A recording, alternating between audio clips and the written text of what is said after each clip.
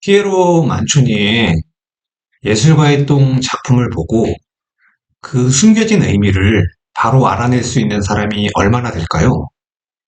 고차원적인 개그를 보고 남들이 다 웃고 난 후에 뒤늦게 배를 잡고 뒤집어지고 별도의 해석과 설명이 없이는 예술 영화를 이해하지 못하는 저 역시 CPU의 속도와 용량이 486 수준인지라 심도 있게 이해하기까지는 한참이 걸렸습니다.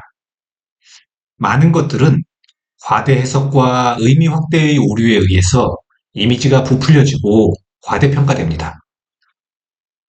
수많은 예술 작품들이 그렇습니다. 그런데 모든 예술 작품들이 그렇지는 않습니다. 정확하게 이야기하자면 작품이 작가의 손을 떠난 순간 대부분의 작품들은 그 작품이 품는 본연의 가치만큼과 작가의 의도나 심어놓은 의미만큼의 턱도 없을 만큼 부족하게 해석되고 평가절하되어 곧 사라집니다. 하지만 결국 살아남아 왕관을 쓰는 소수의 작품들은 끝도 없이 이미지가 부풀려지고 해석의 겹이 추가가 됩니다. 자기가 의도하고 생각한 것이 아니어도 더 좋게 해석해 주는 것을 거부하고 싫어할 작가는 없습니다. 작품의 해석이 더욱 풍성해지고 가치는 올라가는데 말입니다. 물론 혹겹으로 해석될 수밖에 없는 얕은 작품도 있고 여러 겹으로 해석될 수 있는 작품도 있습니다.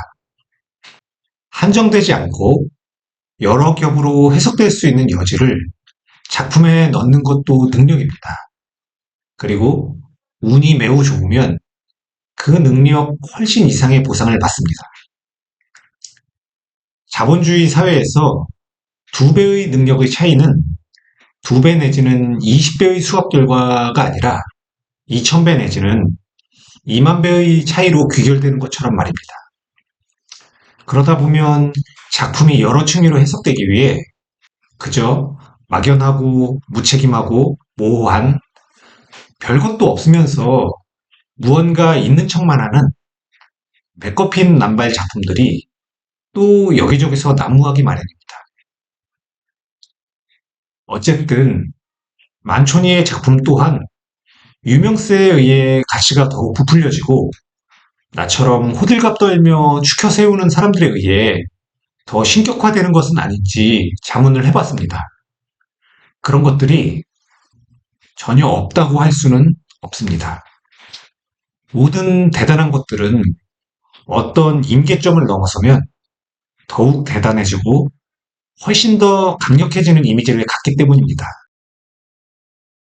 하지만 그의 그 한 작품만이 아니라 다른 작품들도 보고 맥락을 살펴보면 그가 말하고자 하는 바를 조금 더 알 수 있고 그냥 운 좋게 부풀려진 이미지를 가진 작가는 아니라는 것을 알 수 있습니다.